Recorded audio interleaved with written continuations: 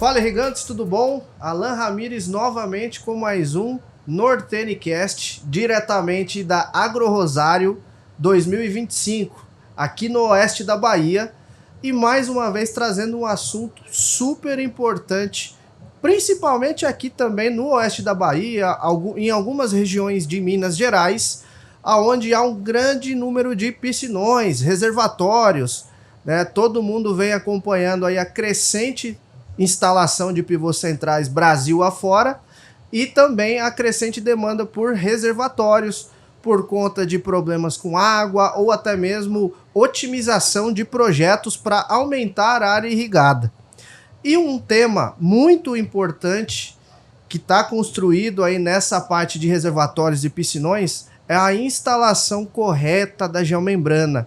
A gente sempre vê alguns problemas aí em grandes projetos aqui no oeste da Bahia, em Minas Gerais, muito por conta da instalação da geomembrana. E aqui hoje a gente tem dois experts para falar para nós quais os cuidados que nós devemos tomar ao instalar, ao montar uma geomembrana. Beleza? Se vocês puderem se apresentar aí para o pessoal, para eles conhecerem com quem que a gente vai conversar aqui. Ok. Bom, eu me chamo Thiago, eu sou sócio e diretor da Tecnoplaza Engenharia.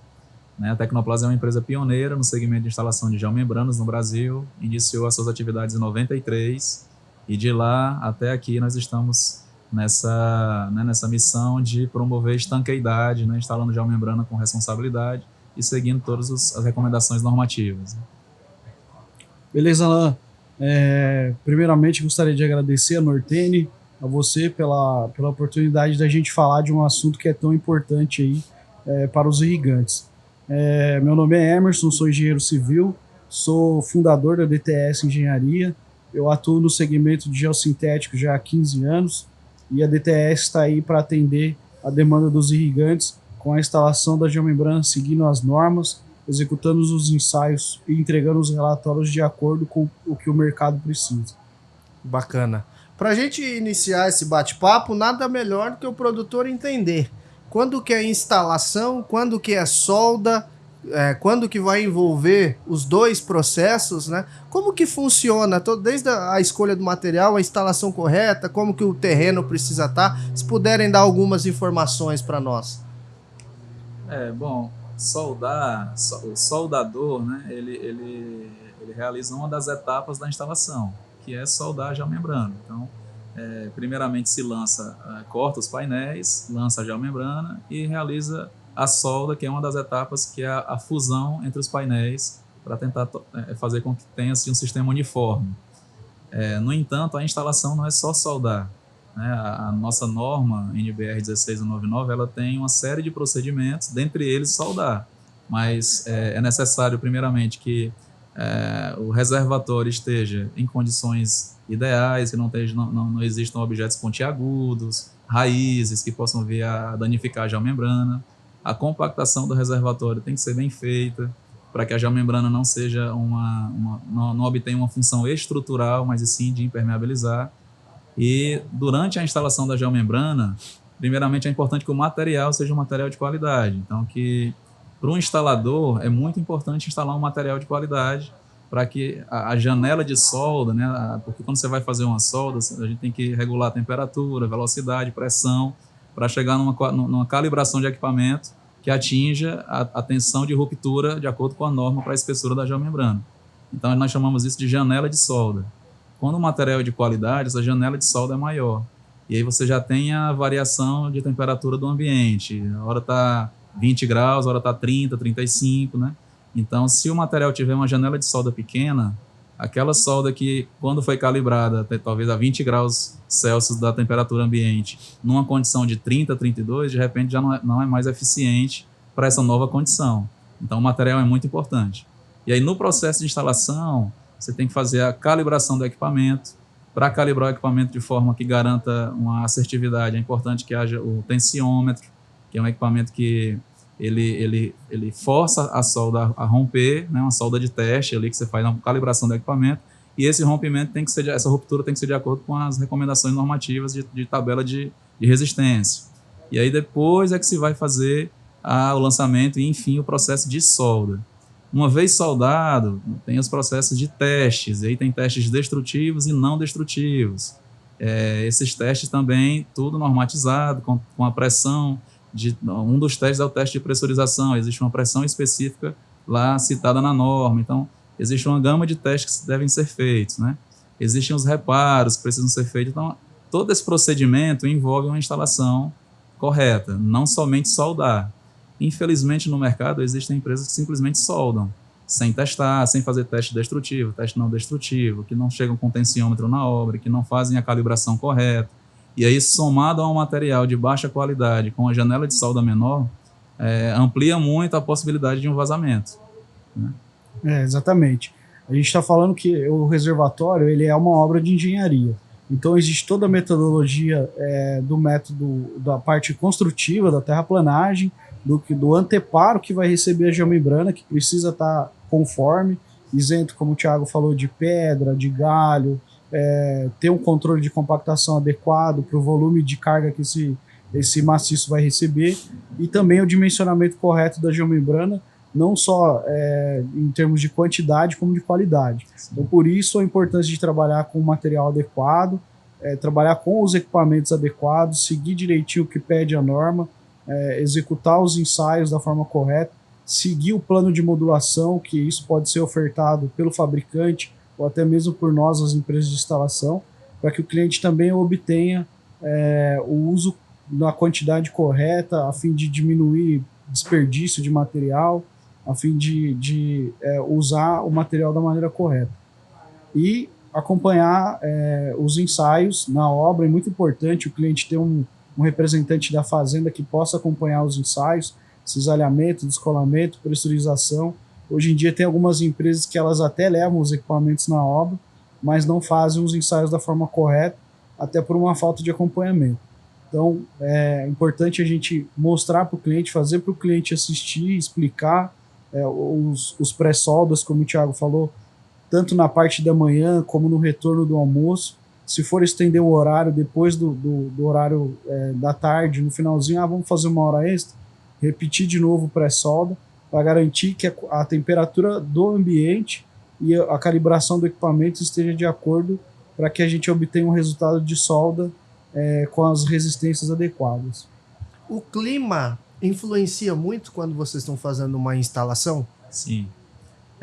Como o Emerson falou, existe uma calibração do equipamento, né? E essa calibração é feita exatamente para que a regulagem do equipamento esteja adequada para aquela condição, naquele momento que está sendo feita a calibração da máquina. Então, a norma ela nos sugere, né? Ela nos recomenda, é uma recomendação normativa, uma pré-solda, que a gente faz um teste fora ainda, a máquina ainda não foi para campo, para que a calibração seja feita adequadamente no começo do dia, de manhã cedo, e no retorno pós-almoço. Se porventura for estender o horário, como o Emerson falou, fazer uma nova calibração. Por quê? Exatamente em função da alteração da temperatura ambiente.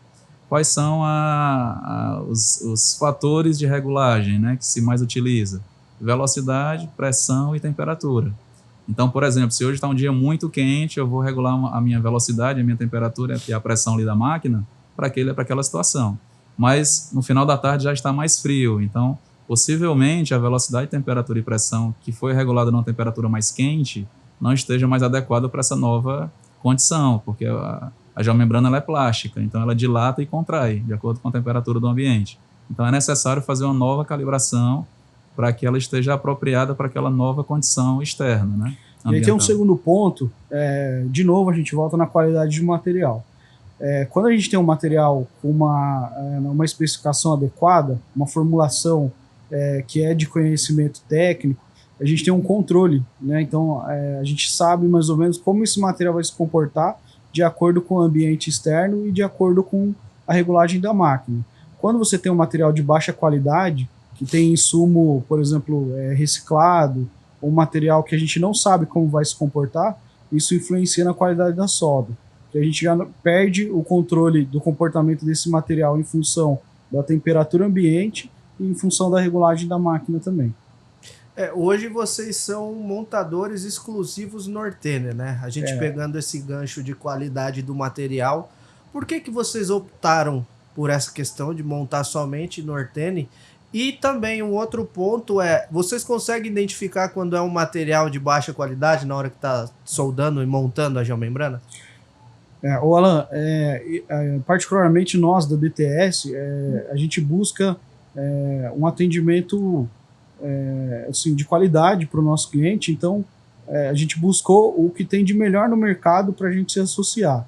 Então eu sou ligado ao Nortene já há 15 anos, a gente trabalha com material Nortene, é um material que oferece muita tranquilidade e segurança na execução, então a gente opta por trabalhar com Nortene por conta disso.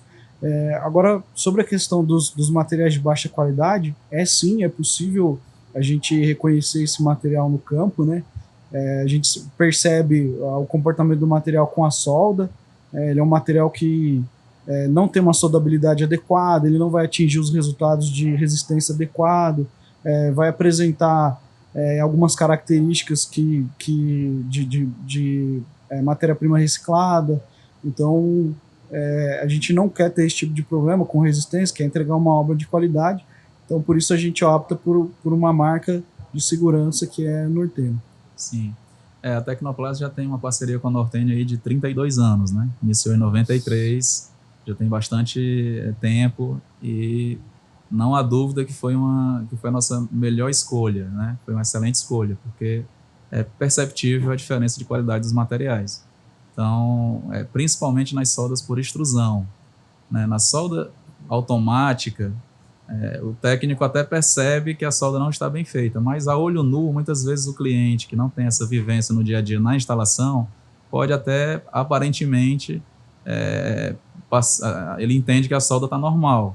Ele só vai entender, só vai perceber que ela não seria uma solda, que ela não é uma solda bem feita após os testes, né? Se porventura o instalador não testar, o cliente dificilmente vai perceber.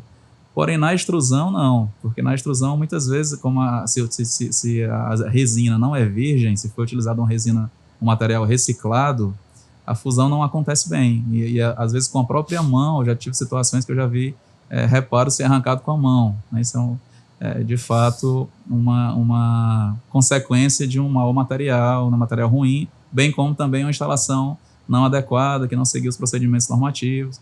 Mas é algo perceptível para quem já tem essa vivência. Quem não tem, pode passar desapercebido, a menos que sejam feitos testes em campo, né?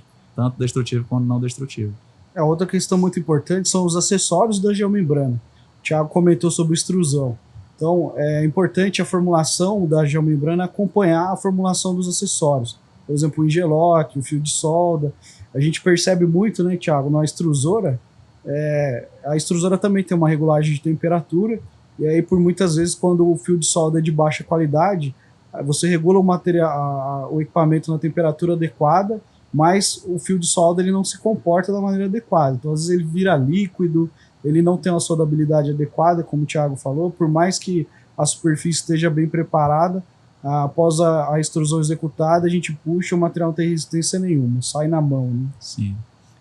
O Tiagão, ele hoje faz a parte de solda de silos graneleiros, mas vai entrar para a questão dos piscinões, e o Emerson já faz os piscinões aí há bastante tempo. Há alguma diferença? Ou o que tem que ficar esperto nessa questão aí? E uma pergunta que já me fizeram também é que qual reservatório é mais seguro nessa questão? O circular ou retangular com calcinha? Eu já vi que o retangular tem mais ponto de atrito, pensando na geomembrana. Quais são as considerações que vocês têm? Porque vocês já têm experiência de sobra para falar para nós, né? Com relação à diferença entre silo graneleiro e reservatório, né? Assim, o intuito de se utilizar a geomembrana são diferentes, né? A geomembrana para reservatório é uma barreira mecânica para se conservar a água. E aí ela tem que ser bem instalada, ser um material de qualidade para que não haja vazamento e o produtor vai perder a água, como também pode perder o reservatório se não for bem compactado, e com isso a água vai carregar material e pode romper o reservatório. Já no armazém de grãos, o intuito de utilizar a geomembrana primeiro ponto, né, evitar que a umidade, que é oriunda do solo, contamine o grão e com isso o grão perde qualidade. Um outro ponto é a questão da limpeza. Então, o líquido, a crosta que geralmente gruda no concreto, na geomembrana ela já não gruda pelo fato de ser um material que é liso. Isso, qual que é a vantagem disso? Na limpeza do armazém, já aconteceram alguns acidentes, né? Historicamente já temos essas informações, estão aí para quem for pesquisar. E o tempo de limpeza de um armazém sem geomembrana, ele dura em média de 20 a 30 dias. Um armazém com geomembrana se limpa em 3 a 5 dias, então a exposição ao risco, a um acidente é muito menor, né? Então já é uma outra vantagem, sem contar com a facilidade do escoamento do grão, que com a geomembrana também tem uma grande vantagem. Então, assim, ela não tem a função de impermeabilizar, né, para conter água. Ela tem a função de neutralizar a umidade e também otimizar o escoamento e evitar e facilitar a limpeza. Essa é a grande diferença. Ah, bacana. Sobre a questão dos formatos dos reservatórios, eu acho que isso é uma questão muito pessoal do produtor, né? O que o produtor tem de mais valioso é a terra, né? É o espaço. Então, em alguns casos, em algumas fazendas, a gente vivencia reservatórios calcinha do pivô, que a gente chama, né? Ou reservatórios circulares, ou os retangulares. Então, em termos de instalação de geomembrana, desde que seja um projeto bem elaborado, se a gente conseguir elaborar o plano de modulação para otimizar o consumo de geomembrana, não tem nada que influencie nos formatos do reservatório, não. Pode ser que operacionalmente o sistema de irrigação tenha alguma preferência. Agora, para a questão da geomembrana, é indiferente o formato do reservatório. A gente está aí pronto para aceitar todos os desafios de formatos aí, né, Tiagão? Sim. Eu tenho uns reservatórios aí bem diferentes. A gente fez um ali em Unai, era um reservatório circular. O cliente acabou mudando a disposição dos pivôs, e aí ele quis aumentar a capacidade de armazenamento, fez um triângulo na ponta, e aí ele tem um formato de gota. Então ficou muito bonito o reservatório, bem diferente. Tem os calcinhos do pivô, tem os circulares, então tem canais hoje em dia, né? A gente tem bastante canal de irrigação aí, então o formato a gente está à espera aí de novos desafios. Um ponto importante que o Emerson falou é a questão do plano de modulação. Ele é feito previamente, antes de se iniciar a instalação, né? E nesse plano nós já tentamos modular todo o reservatório. Então é feito um projeto e faz toda a modulação para que se evite desperdício de material, né? Então, independente do formato do reservatório, se bem modulado previamente, evita de lá na ponta o operador ter dificuldade, né, de fazer a modulação ali no campo e acabar desperdiçando material. No nosso caso, a gente tem a gente ainda não fez reservatórios aqui na região do oeste da Bahia, mas, no entanto, assim, a gente atua muito forte em mineração, em outros segmentos, né, aterros sanitários e também com alguns piscinões, mas até então mais concentrado em outras regiões do Brasil.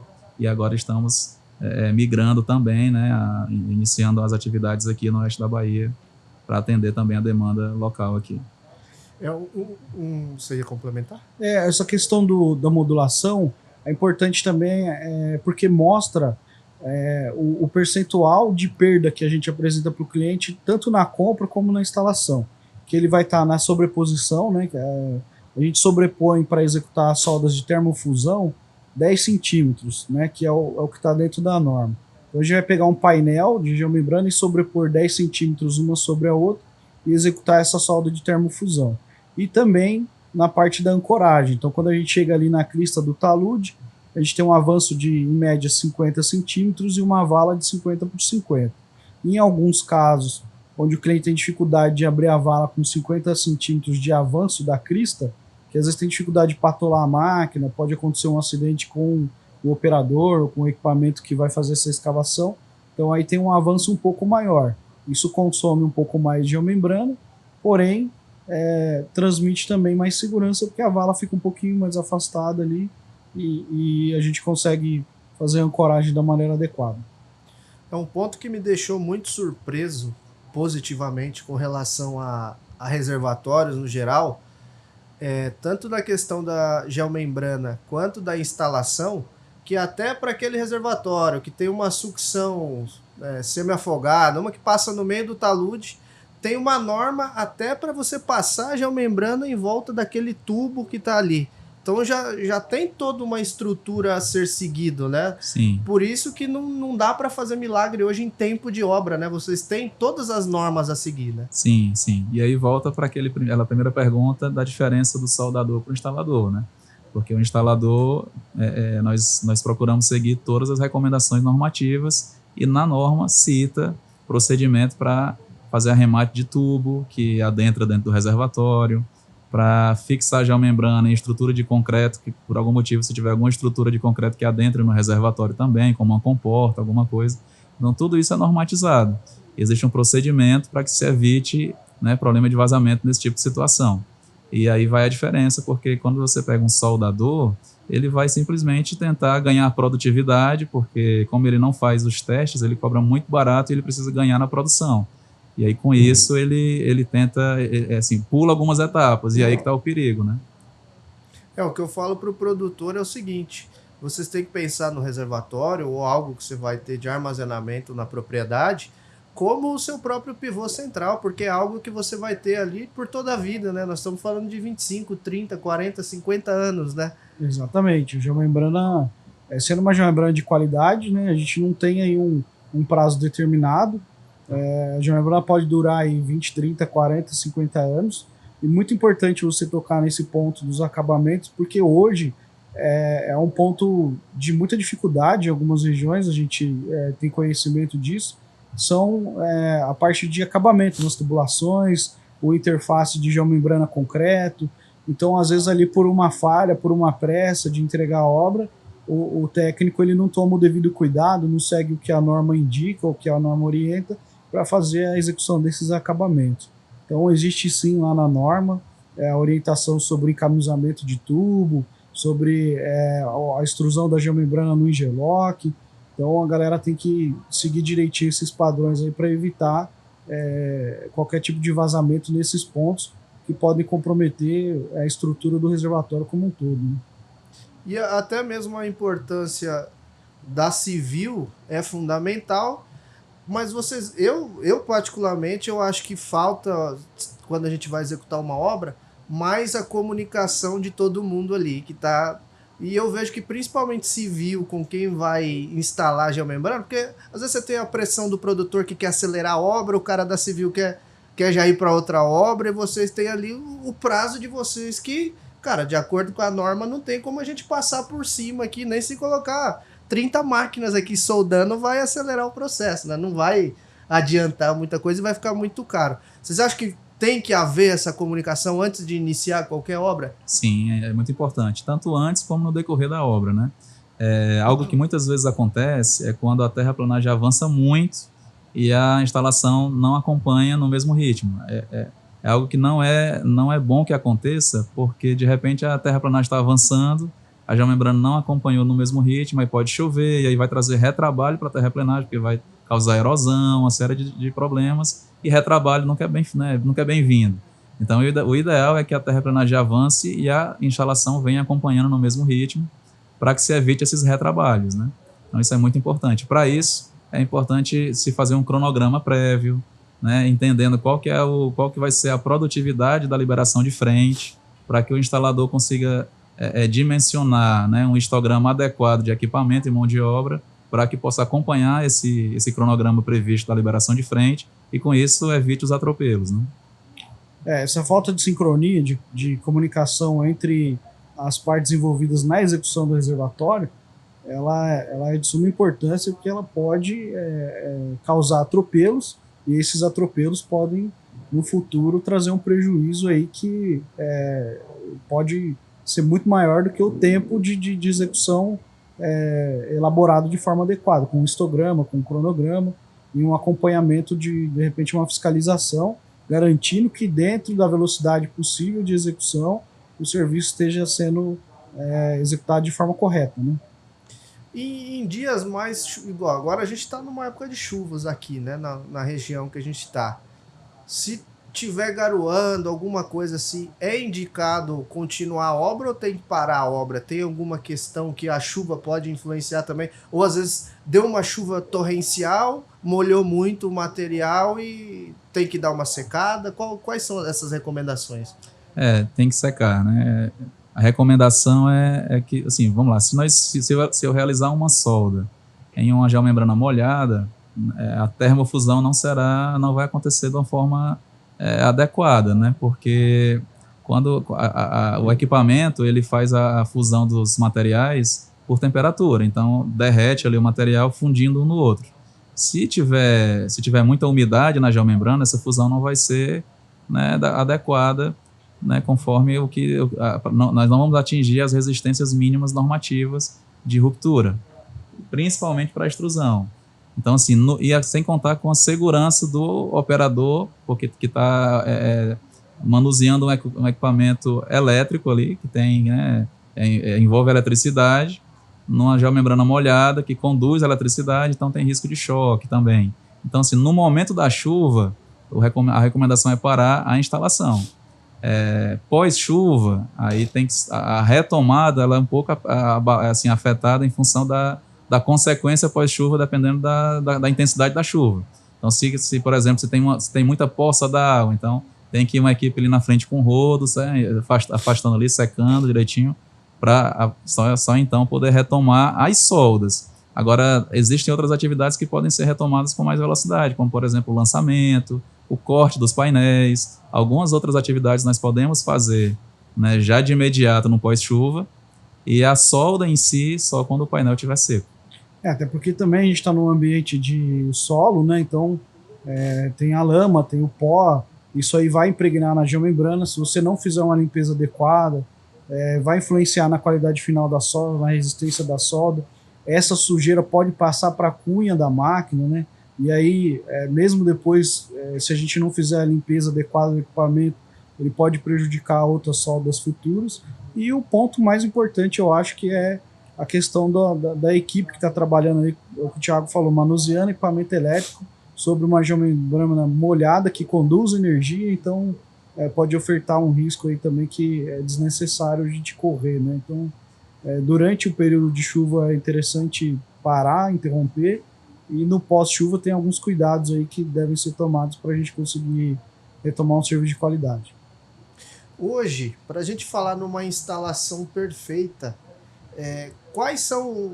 Você fala assim, não, a equipe tem que ter pelo menos isso para a instalação ser perfeita, e o que vocês veem outras pessoas não tão preparadas vêm fazendo para querer acelerar, ou deixa de ter alguma máquina específica, ou deixa de fazer algum teste específico que é necessário? Como que está essa questão? O que vocês falariam? Não, a equipe ideal seria isso, e o que pode acontecer no mercado para o produtor ficar de olho é isso daqui. Sim. Bom, vamos lá. Primeiro passo, é importante que a empresa instaladora tenha um responsável técnico. Então, precisa que um engenheiro assine uma ART para que alguém se responsabilize tecnicamente pela instalação. Esse é o primeiro passo. Segundo, que se cumpra os procedimentos normativos. E, para isso, além dos equipamentos de instalação, né, de solda, nós precisamos dos equipamentos para testes. Então, é necessário ter um tensiômetro, uma câmera de vácuo, um spark test, um kit de teste de ar. E tudo isso são equipamentos que eles não produzem, são equipamentos que testam. E fazem toda a diferença, né? Então, se uma empresa mobilizou para fazer um piscinão e ela chega na obra e já não tem tensiômetro, não tem uma câmera de vácuo, um spark test, já sinalizou que não vai ser uma instalação conforme, né, os parâmetros normativos. E quando tem um responsável técnico, e o ideal é que esse responsável técnico tenha um vínculo com a empresa, seja um funcionário ou um acionista, alguma coisa, para que não seja um engenheiro freelancer que emitiu um RT, mas não tem nenhuma noção de geomembrana. Mas quando tem um engenheiro que assina, já também, esse engenheiro, a empresa, se não fizer os procedimentos corretos, tem alguém que vai responder por isso. Então já intimida, né? E se formos para algo mais, uma segurança ainda maior, que os técnicos soldadores comprovem, através de certificações, que eles estão preparados, né? Dentre várias certificações, dentre algumas existe uma que é a IAG, que é uma certificação internacional, que o soldador, né, ele se submete a um exame escrito e prático, onde é enviado amostras para um laboratório independente, e se aprovado ele recebe uma certificação.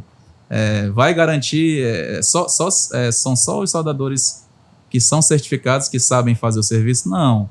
Mas para quem está na outra ponta, como o contratante, como é que ele vai se certificar, como é que ele vai saber se é ou não é? Então a certificação é uma segurança que aquele operador da máquina, o soldador de fato, está bem preparado. E para que a instalação seja perfeita, é necessário que o material também seja de qualidade, né? Porque é um sistema. Então eu tenho o instalador, eu tenho o material e eu tenho o solo, né? A movimentação de terra que tem que estar bem preparada para receber esse material bem instalado. Se uma dessas variáveis aí é mal feita, se é uma preparação de área ruim, com objetos pontiagudos, com raiz, ou se é um material de baixa qualidade, por mais que o instalador faça todos os procedimentos corretos, o material não vai possibilitar uma boa união entre os painéis de geomembrana, enfim. Ou se o material é bom, está tudo perfeito, mas a instalação não segue os procedimentos normativos. O objetivo final, que é a estanqueidade, não vai ser encontrado, né? Então, assim, nós temos que trabalhar sempre pensando em obter estanqueidade. Não adianta eu fornecer tudo, mas o produtor lá no final ele não quer perder a água dele, né? Ele precisa reter a água para poder utilizar na sua plantação. Então, o objetivo é esse. E o que você vê, Emerson, o pessoal deixando de fazer? Bom, basicamente o que o Thiago falou, a questão dos equipamentos hoje é muito, na negociação, você pedir para a empresa de instalação apresentar para você em loco, né, em obra, um tensiômetro para acompanhar os ensaios. Não tem problema nenhum o proprietário chegar ou algum representante da fazenda e falar, olha, quero acompanhar um ensaio de cisalhamento, quero acompanhar um ensaio de descolamento, quero entender como funciona, um ensaio de pressurização, me mostra uma agulha aí, eu quero ver como é que faz um spark test. Eu tenho certeza que as empresas que estão adequadas às normativas, elas vão ter o maior prazer. O técnico nosso, às vezes ele até gosta de poder explicar, de poder orientar, para que o cliente possa cobrar esse resultado efetivo nosso, né? Então tem muitas empresas por aí que não estão estruturadas em termos de equipamentos de ensaio, que é o que o Thiago falou, que ele é um equipamento que ele não vai te ofertar nenhuma produtividade, ele vai te ofertar segurança, ele vai te ofertar a garantia dos ensaios, das resistências, das soldas, dos ensaios bem executados. Então essas empresas não ofertam, não entregam esses equipamentos. Essas empresas no pós-venda não entregam um e-book da obra, não tem foto, não tem um registro, não tem um relatório, não tem um engenheiro, ou muitas vezes até tem uma RT, mas de um engenheiro que tão pouco conhece sobre obras de geossintéticos. Então, muito cuidado na hora de negociar com uma empresa de instalação, porque também é muito fácil, né? A gente, na negociação, o cara ludibriar, oferecer, não, eu vou trazer tensiômetro, eu vou trazer spark test, e aí se a fazenda não tem uma fiscalização efetiva, alguém para pedir para ver de fato o que está sendo feito ali, o cara não vai fazer. Então vai passar batido. Ele vai chegar com a máquina, termofusão, extrusão, produzir, entregar, fazer correndo, fugir de todos os padrões da norma e vai entregar a obra e com certeza vai ter problema. E assim, como se certificar se o instalador vai fornecer tudo isso, né? É importante pedir acervo técnico da empresa, balanço contábil, para checar se a empresa tem capacidade econômica para, se porventura tiver algum problema, uma equipe voltar lá para fazer os reparos que de fato fornecer a garantia e cumprir a garantia que por norma nós instaladores nos comprometemos a entregar. Então o acervo técnico e o balanço contábil é algo que para o produtor é importante ele se atentar nas empresas que ele vai solicitar cotação. No processo de cotação tem que ser um crivo para que a empresa se qualifique para participar. E aí depois entra a negociação comercial, enfim. Mas tecnicamente, né, isso acontece muito já em outros mercados, como mineração, por exemplo. Existe primeiro a análise técnica, onde é visto toda essa questão aí, comprovando com certificação de atestado técnico do CREA, né, e para ter o atestado de acervo técnico do CREA, foi necessário um engenheiro emitir uma RT.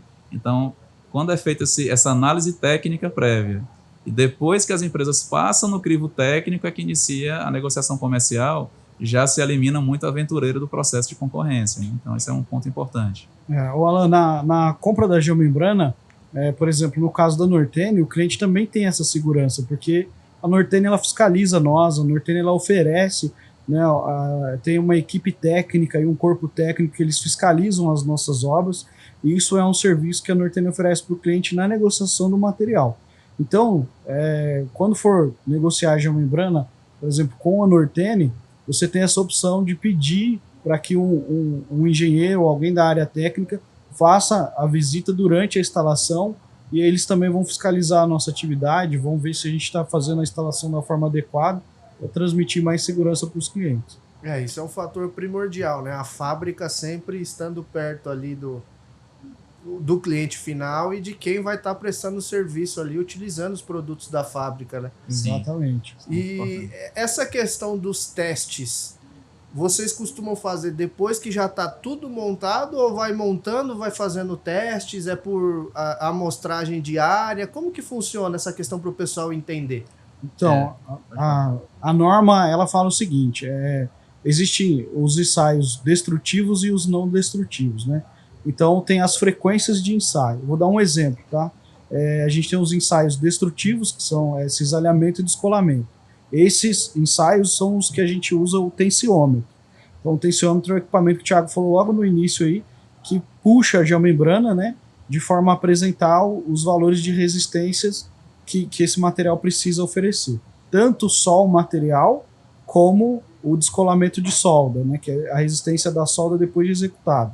Então, existe uma tabela na norma, a gente falou um monte de vezes na norma aqui, não falamos a norma, né, é a NBR 16199. Então, a gente... Só para o pessoal gravar, NBR 16199. 16199. Então, para o produtor já ficar atento aí, o que as empresas têm que seguir aí nos piscinões deles. Exatamente. Então, dentro da NBR 16199, existe uma tabela de resistências que ela é ligada à espessura da geomembrana e ao tipo de solda. Então, existe a solda termofusão e a solda de extrusão. Então vamos ter lá os resultados em kN por metro. Então, por exemplo, a gente faz o teste de pré-solda, que a gente já falou aqui, antes de iniciar, para testar a calibragem do equipamento, a gente já vai usar o tensiômetro para ver se essa solda, esse equipamento está devidamente calibrado e as soldas estão atendendo à resistência da norma. Posteriormente, a gente vai começar a executar as soldas. A norma pede um ensaio de cisalhamento e descolamento a cada 150 metros lineares de solda. Isso pode ter uma variação de acordo com o pedido do projetista. Então, o projetista ele pode aumentar o espaço de execução desses ensaios ou ele pode diminuir. Tá? Então, isso é um acordo entre as partes aí. O que a norma fala são 150 metros. Isso no caso de cisalhamento e descolamento, né? Tiagão quiser complementar aí dos outros ensaios.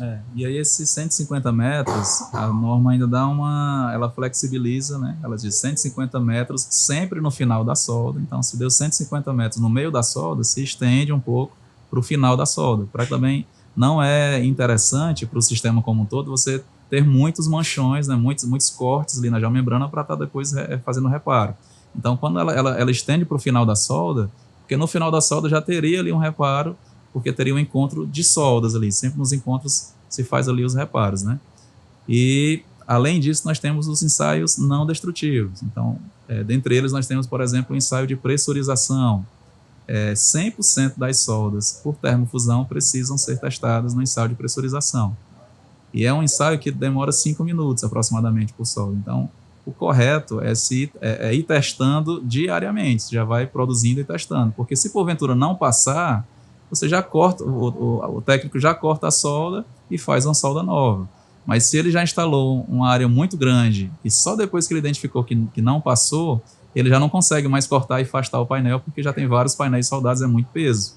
Então ele já vai ter que colocar uma faixa, e essa faixa vai gerar 2 soldas, uma de cada lado, e já começa a dificultar.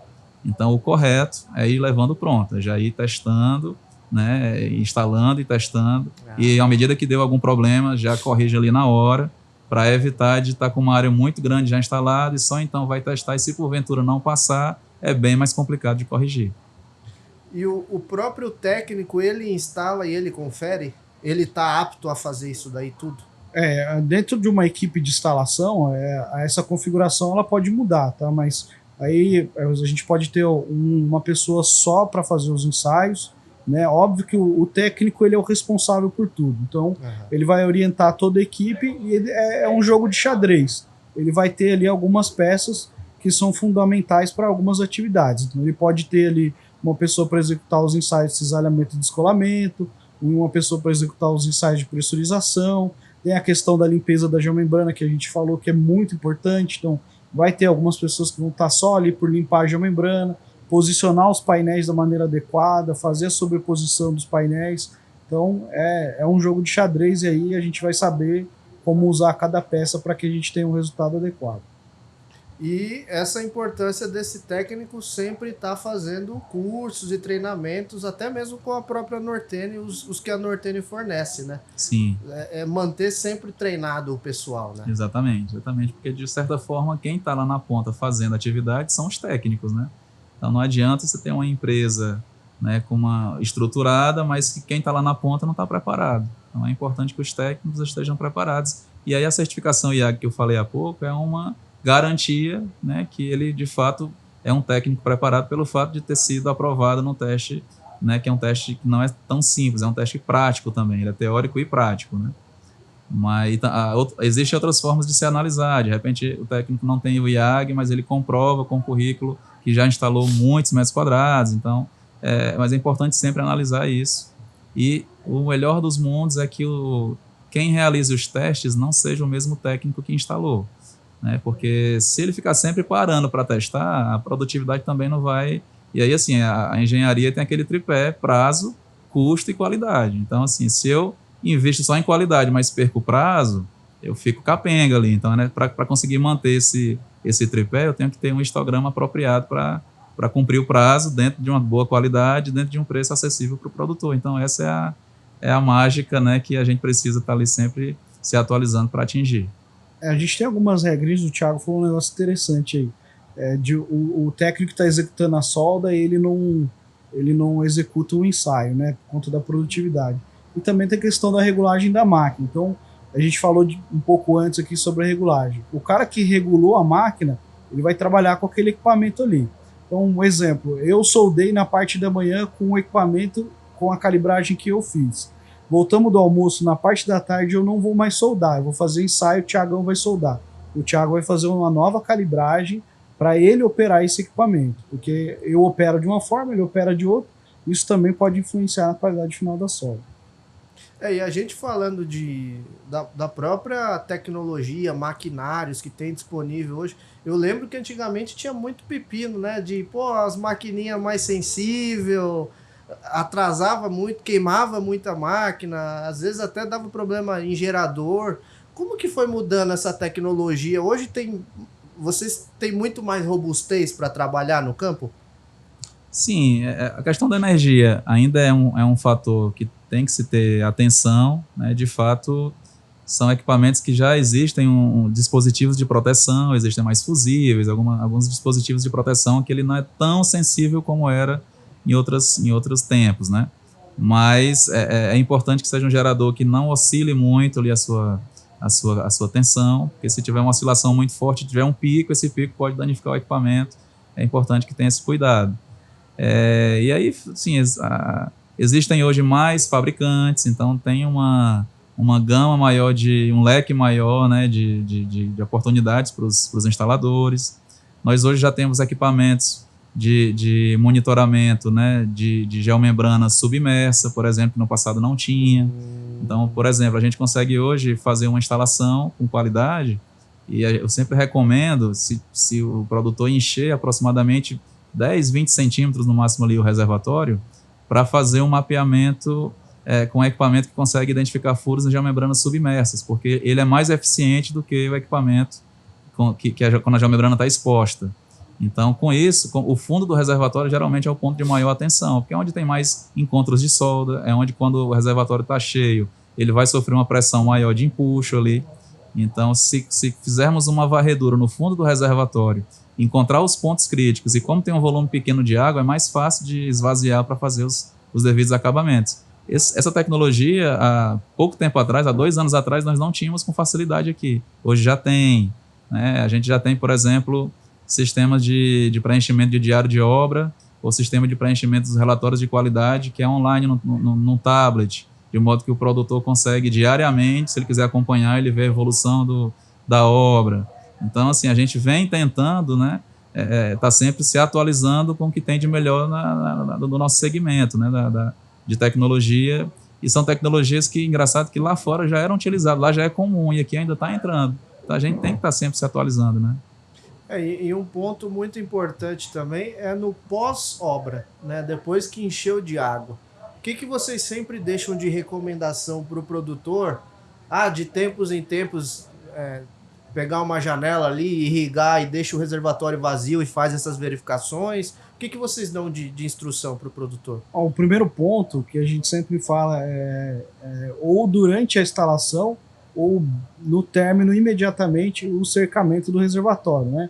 A geomembrana, apesar de ser um material de muito fácil manutenção, mas a gente, principalmente nas áreas rurais, a gente tem a presença de animais, né? Então, o bicho é curioso, ele pode ver ali a água, a geomembrana, querer entrar lá, e na hora de sair ele acaba se desesperando, morde, crava a unha e danifica a geomembrana. Então, além da questão do cercamento, o monitoramento desses reservatórios. Hoje em dia, grande parte dos produtores colocam aquelas câmeras domo, né, com alimentação de sistema solar, e ele consegue fazer um monitoramento desse reservatório aí. Tem questão de risco de afogamento, então tem diversos incidentes ou acidentes que podem acontecer. No quesito vazamento, eu sempre falo para o cliente observar no entorno do reservatório, estar sempre de olho. Caso apareça alguma umidade, acompanha para ver se está fora do normal. Isso pode ser um indício de vazamento. Então tem que estar sempre de olho ali. Como o Thiago falou, agora tem algumas tecnologias que permitem a gente localizar vazamento sem precisar o esgotamento do reservatório. Isso traz um certo conforto para o produtor, às vezes está no meio da safra, aí, não pode ficar sem irrigar.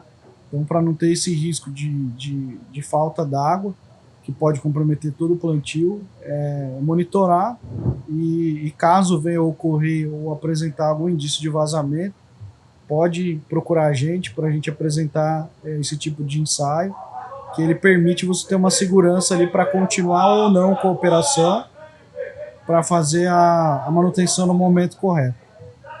E se tiver um produtor, tô arrependido de ter feito serviço com tal empresa, eu já vi que ela me deixou na mão aqui, vocês conseguem chegar numa obra e observar pontos falhos ali que dá para corrigir? Antes do cara encher de água, ele fala para você dar uma garibada lá para mim e ver se tem alguma coisa para melhorar. Isso daí vocês conseguem perceber? Sim. A gente faz um monitoramento, uma inspeção, né? Primeiramente uma inspeção visual, e aí já identifica se tem algo que está fora das recomendações normativas. Podemos fazer amostragens de testes, então escolhe aqui algumas soldas esporádicas e vamos fazer um teste de pressurização para ver se de fato a solda está resistindo ao teste. Ou escolhe também algumas soldas aqui esporádicas, vamos levar para o tensiômetro e fazer um ensaio destrutivo. E aí, passando nos testes, já é um indício de que a instalação está bem feita, né? E isso é possível ser feito, sim. Bacana. Hoje, quando o pessoal vai instalar pivô, a maioria das revendas fornecem um técnico e pedem 5, 6 ajudantes da fazenda. Para a geomembrana é assim ou o time inteiro é de vocês?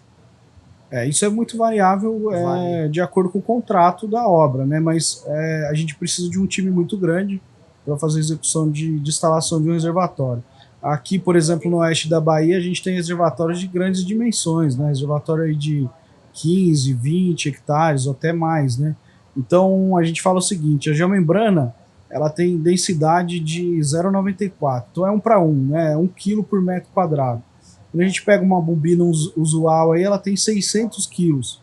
Então, quando a gente faz o corte para modulação e posicionamento desses panos, esse posicionamento ele é manual. Então, quanto maior a equipe braçal para ir posicionando esses panos, melhor vai ser a nossa produtividade. Hoje em dia, infelizmente, a gente tem uma deficiência de mão de obra, e aí o que acontece? Você coloca uma equipe, às vezes, de 10 pessoas para você ter uma produtividade ótima aí. Então, a ideia é que os técnicos executem os serviços técnicos, né, paginação, modulação, recorte, ensaios, soldas, e a equipe de mão de obra braçal faça o posicionamento dos painéis sob a supervisão dos técnicos. Então, essa equipe ela pode ser tanto nossa quanto da fazenda, né? A mão de obra braçal. A mão de obra técnica é sempre nossa. É bacana. Um ponto é essa questão, né? O produtor vai cotar os orçamentos, aí vai estar lá 3, 4, 5 empresas de quem vai montar o reservatório dele. O que vocês recomendam o produtor a olhar na proposta para ver se está bem equiparada mesmo esses valores? Primeiro checar, como eu falei há pouco, né, se a empresa tem acervo técnico, se vai emitir um ART, né, se tem, pedir, se possível, um balanço contábil. Na nossa proposta, a gente põe lá no final, assim, book de regularidade fiscal, e eu ponho isso na proposta. Isso é importante, porque isso já, quem está recebendo ali a proposta sabe que está lidando com uma empresa séria, que cumpre os compromissos fiscais, tudo certinho. Então, esse é o primeiro ponto, né. Segundo, checar se quando você põe lá responsabilidades da contratante e da contratada, se a contratada está se comprometendo a cumprir todos os procedimentos da norma, se tem lá os testes não destrutivos, os testes destrutivos, né, a pré-solda, tudo isso é importante que quem está analisando a proposta exija que o instalador inclua ali para que ele se comprometa com aquilo. Embora o papel aceita tudo, né? Eu já tive uma situação, como você falou há pouco, eu fui convidado para fazer uma inspeção em um reservatório antes de encher. E quando a gente começou a fazer testes ali aleatórios, não passava nada. Eu falei, olha, não está passando nada, a minha recomendação é que refaça tudo aqui. Nossa. E aí, quando o instalador foi questionado, ele falou assim, mas eu não fui pago para fazer esses testes que vocês estão exigindo. Mas quando a gente foi analisar a proposta dele, estava tudo lá. Teste de pressurização, tudo estava no papel, embora na prática ele não fez, né? Então, aí é quando eu volto para a questão do acervo técnico. Então, se o instalador faz e costuma fazer bem feito o trabalho, conforme, se ele não é um soldador, se ele é de fato um instalador, ele vai ter acervo, né, que o diferencia de quem não tem, né, de quem de fato é só um soldador e faz de qualquer jeito. Então, esse é um ponto importante para o operador, para o produtor analisar. Essa questão que o Thiago falou, bem legal, dos atestados, né, da documentação, a parte fiscal e trabalhista da empresa, que nós somos empresas que atuamos não só no segmento agro, né, mas no segmento de saneamento, indústrias, e todas as outras empresas, todos os outros segmentos, eles fazem essas exigências, né? Então, se o produtor fizer, também é uma forma dele se garantir de que essa empresa tem uma qualificação adequada, de que o funcionário tem um vínculo empregatício, o funcionário tem uma vivência, ele tem um conhecimento técnico do que ele está fazendo. Não peguei o cara na rua ontem e levei para dentro da fazenda para fazer o serviço, né? Então isso é muito importante. A questão do acervo também é muito importante. E o ponto positivo, de novo, do produtor que negocia com a Nortene, é porque ele já também vai receber esse respaldo da Nortene, falando, a DTS ou a Tecnoplaza é uma empresa associada a nós há X tempo, X anos, eles trabalham com a gente fiscaliza as atividades dele, vão mandar aí uma equipe técnica para acompanhar a tua obra. Então, tudo que a gente puder passar de segurança para o cliente nas negociações e abrir de informação para ele ter mais segurança, ele vai ter, com certeza. E só complementando aqui, a questão custo-benefício, se o produtor parar para analisar o todo, economizar na instalação ou no material geomembrana é algo que não faz sentido, né? Se ele fizer a curva ABC, está lá embaixo, deve estar perto do Z em termos de economia, entendeu? Porque, vamos lá, ele tem o sistema de bombeamento, movimentação de terra, né, empresa de terraplenagem, o pivô em si, tubulação, aí vem geomembrana e instalação. Então, no todo, o percentual de contribuição da geomembrana, do material e da instalação é muito pequeno, acho que não vai chegar a 5%, e olha lá, né? Então, a instalação, então, não vai chegar a 2%. E economizar nisso, o benefício é muito pequeno em termos de valor, mas o risco é muito grande. Porque colocar tudo isso em xeque, ele toda essa cadeia que o Thiago falou. A importância é 95%, porque se romper um piscinão, você matou o projeto. Isso, você está economizando de repente 2% do todo para colocar em risco 100%, né? Não tem sentido. Não, e aí a gente está falando só do custo do projeto. A gente tem a questão agora também dos danos ambientais. O cara pode ter que responder por um passivo, né? Pode pegar uma cana aí, pegar uma cadeia, ter que gastar com advogado. Imagine o cara tá tentando trabalhar e ter que responder por um crime ambiental, aí é algo que com certeza incomoda muito. E vira notícia de jornal, como alguns já viraram, né? Exatamente.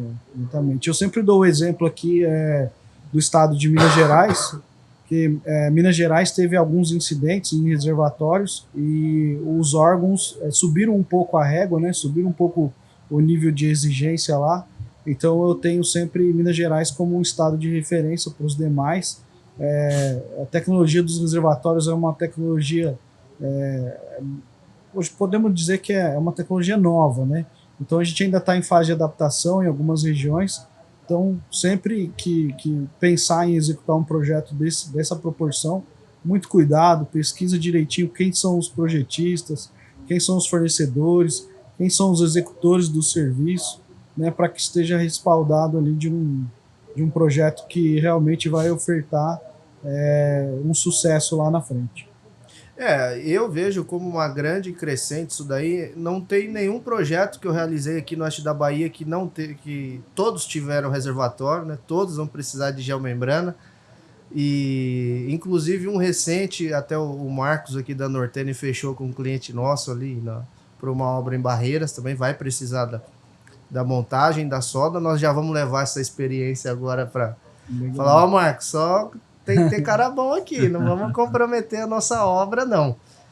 Eu acho que a gente já falou muita coisa aqui, deu um norte muito grande para os produtores. Fica aberto se vocês quiserem deixar mais algum recado aí, algum ponto de atenção que vocês acham necessário aí para a gente falar e finalizar esse NorteneCast de hoje. O ponto de atenção que eu gostaria de complementar assim, existem muitos reservatórios que já foram construídos e em função de alguns rompimentos já recentes que ocorreram tanto aqui como em Minas Gerais, certamente existem produtores aqui que estão assim, e aí, será que eu estou passivo de ter um problema? Porque existem reservatórios já construídos, já impermeabilizados e com água.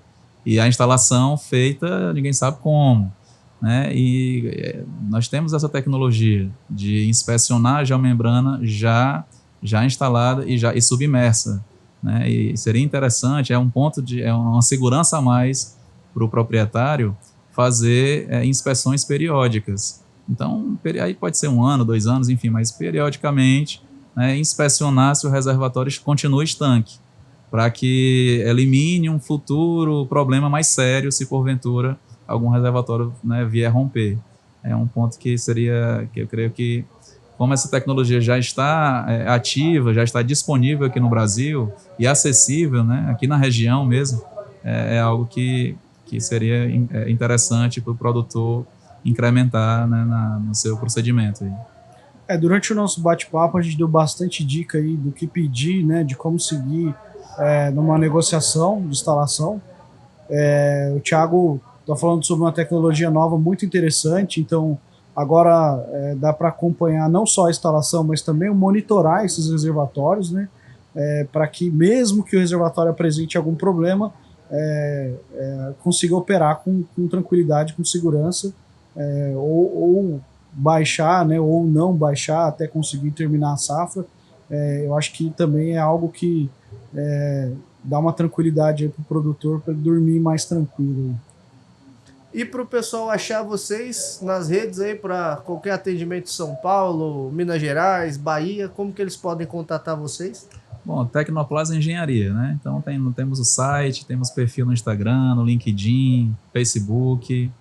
A nossa sede fica em São Paulo, mas nós atendemos em todo o território nacional.